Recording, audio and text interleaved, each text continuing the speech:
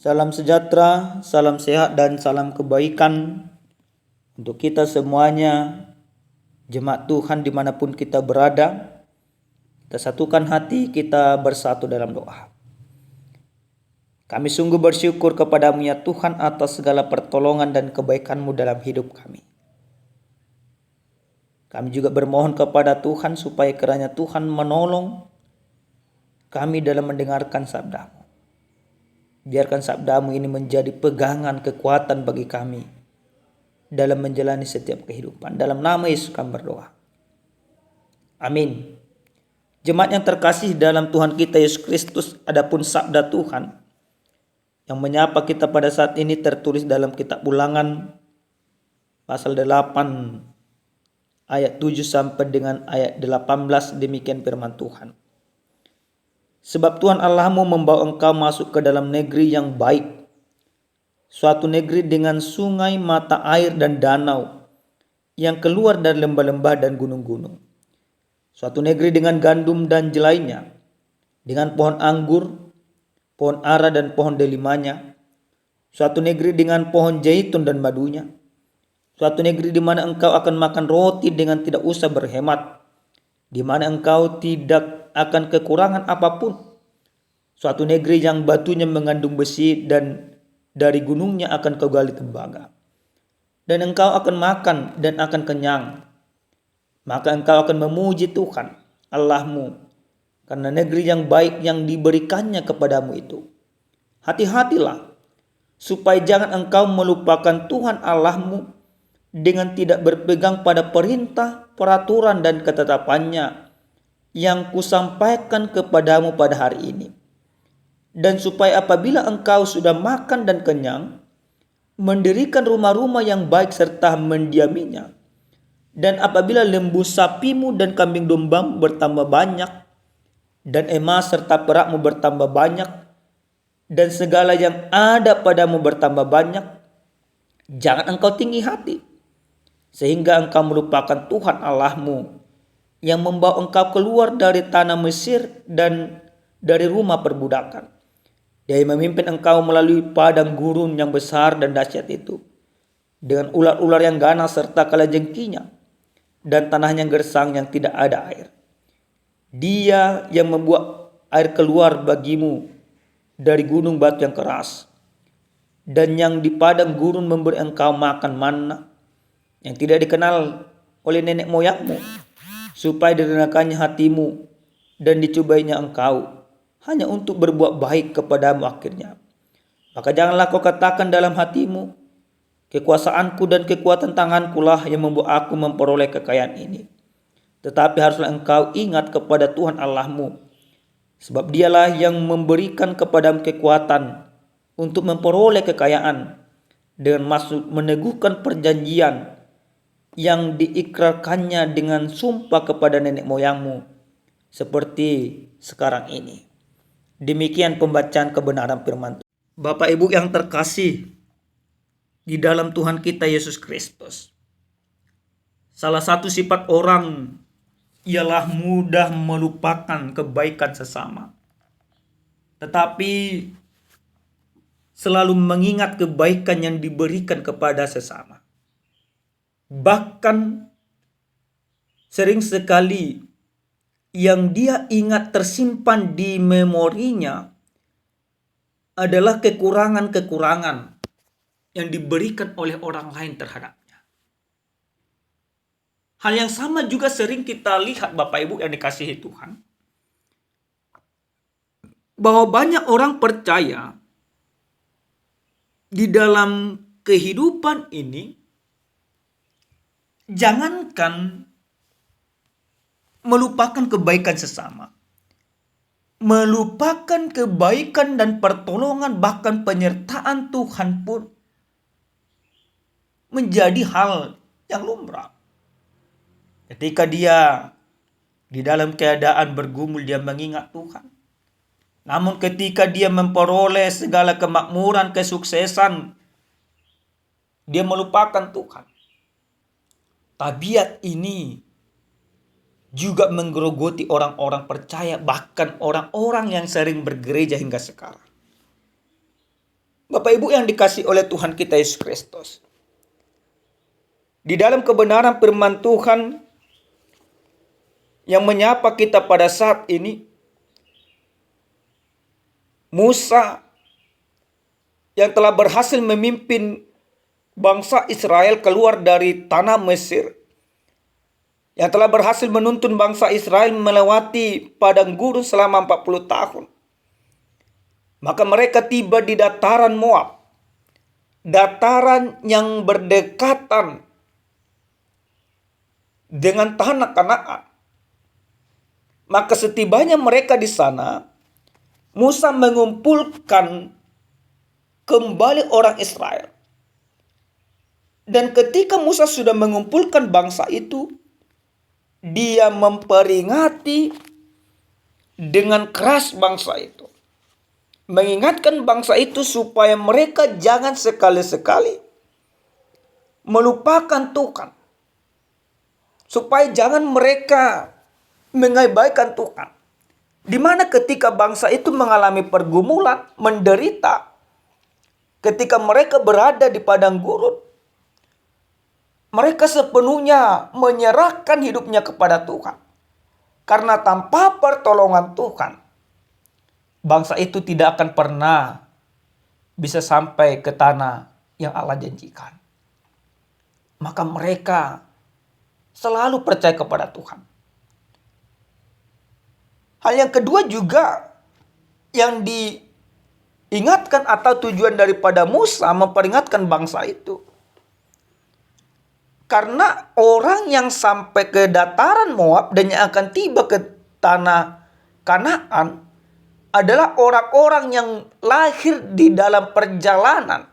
Bukan orang yang sama yang keluar dari tanah Mesir lagi. Jadi banyak daripada mereka tidak lagi melihat kebaikan dan pertolongan Tuhan.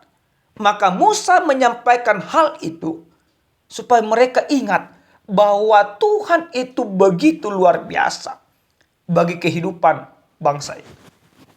Bapak Ibu yang dikasihi oleh Tuhan kita Yesus Kristus.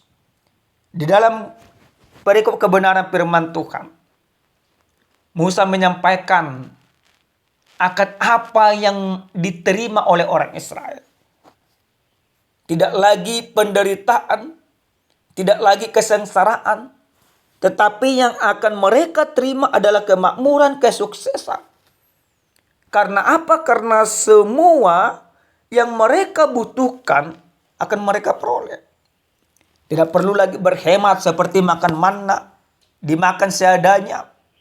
Tapi dikatakan mereka boleh makan sekenyang-kenyangnya. Gunung memberikan kemakmuran, batu memberikan kemakmuran, segala lembah memberikan kemakmuran. Dan mereka dipastikan akan memperoleh kekayaan. Tapi Musa justru memperingatkan bangsa itu, jangan sampai kekayaan itu membuat mereka lupa kepada Tuhan. Jangan sampai kekayaan itu membuat mereka sombong. Tetapi justru kekayaan itu dikatakan tadi harus membuat mereka semakin rendah hati, bukan tinggi hati. Karena apa? Karena semuanya itu adalah pemberian Tuhan. Jemaat yang dikasihi oleh Tuhan kita Yesus Kristus. Peringatan ini yang diberikan oleh Musa kepada orang Israel tentu menjadi sebuah peringatan yang sama kepada kita pada saat ini. Karena apa Bapak Ibu yang dikasihi Tuhan? Banyak orang-orang percaya tidak lagi mengingat kebaikan Tuhan dalam hidupnya. Oleh karena itu, ada 3 hal yang harus kita pahami, yang harus kita imani dari sabda Tuhan yang sampai kepada kita pada saat ini.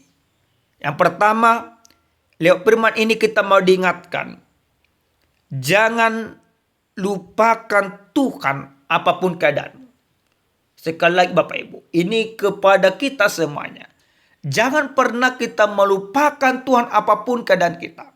Kalau engkau mengalami penderitaan pada saat ini, maka engkau harus berpegang penuh kepada Tuhan.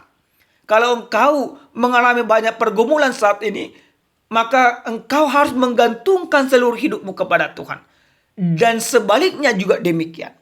Ketika kita pribadi pas pribadi memperoleh kemakmuran, memperoleh kesuksesan, memperoleh atau mendapatkan segala sesuatu yang kita impikan, jangan juga kesuksesan ini membuat kita melupakan Tuhan. Tetapi kita harus sadar bahwa segala sesuatu yang kita miliki ini adalah pemberian Tuhan. Yang kita miliki adalah Allah yang memberi. Maka kita harus menjadikan Tuhan itu menjadi hal yang paling pokok di dalam kehidupan. Yang kedua, Bapak Ibu yang dikasihi Tuhan, dari firman ini kita mau diajak bahwa setiap orang yang percaya supaya prioritasnya di dalam kehidupannya Tuhan, bukan berkatnya. Apa yang dimaksud Bapak Ibu? Kalau kita terjemahkan ini dengan bahasa Tuhan Yesus Kristus, di dalam kitab Injil Matius pasal 6 ayat 33 dikatakan di sana, carilah dahulu kerajaan Allah, maka semuanya itu akan ditambahkan kepadamu. Yang artinya Bapak Ibu yang dikasihi Tuhan, prioritas kita Tuhan. Tujuan utama kita Tuhan. Walaupun memang banyak sekarang ini orang-orang yang tanda kutip kami katakan, kalau orang percaya tidak demikian. Tanda kutip orang percaya, ya prioritasnya berkat. Tuhan berkati aku ini, dan itu. Namun ketika dia sudah memperoleh berkat itu, dia sudah memperoleh kesuksesan itu, dia sudah memperoleh kemakmuran itu, maka dia melupakan Tuhan. Dia tidak mengetahui bahwa yang terpenting adalah pemberi berkat ini sendiri, yaitu Tuhan. Yang harus kita sembah, yang harus kita muliakan adalah Tuhan, bukan berkatnya. Karena tujuan hidup kita, bagaimana hidup kita ini senantiasa bersatu dengan Tuhan. Kenapa yang dikatakan oleh Tuhan Yesus? Kita tidak akan pernah bisa berbuah yang baik kalau kita terpisah daripada sang pokok anggur itu sendiri, yaitu dari Yesus itu sendiri. Maka supaya kita senantiasa dalam kehidupan ini untuk memprioritaskan Kristus di dalam kehidupan kita. Yang ketiga, Bapak Ibu yang dikasihi Tuhan, lewat firman ini kita juga mau diingatkan, yaitu supaya kita senantiasa mengingat Tuhan dalam setiap hidup kita. Mengingat Tuhan Bapak Ibu tidak hanya sebatas di dalam pikiran, tetapi mengingat Tuhan lebih kepada sikap hidup yang mempertunjukkan kehendak Tuhan. Orang Israel ketika mereka tiba di tanah Kanaan, segala sesuatu mereka peroleh. Bahkan mereka lebih makmur daripada orang-orang Kanaan itu sendiri, yang notabene-nya orang asli orang Kanaan.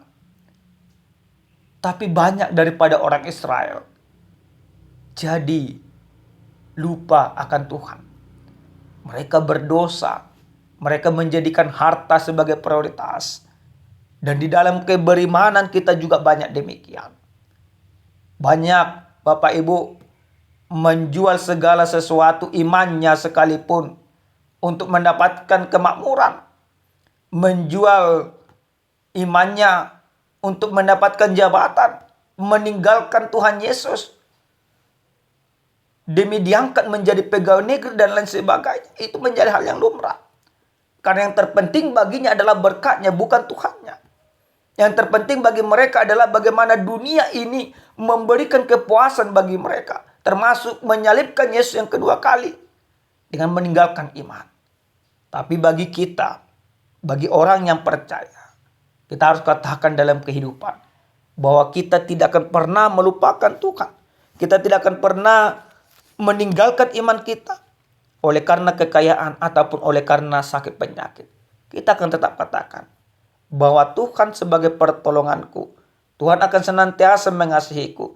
Tuhan akan senantiasa berdiam. Dan aku akan berdiam bersama dengan Tuhan selama aku hidup. Amin. Kita bersatu dalam doa. Terpuji dan termulia nama-Mu ya Tuhan Allah Bapa kami. Allah yang maha baik, Allah yang maha kasih. Kami sudah mendengarkan sabda Tuhan. Biar kami Tuhan mampu melakukan firman-Mu dalam kehidupan kami. Dalam nama Yesus kami berdoa. Amin. Salam sejahtera Bapak Ibu, Tuhan Yesus memberkati.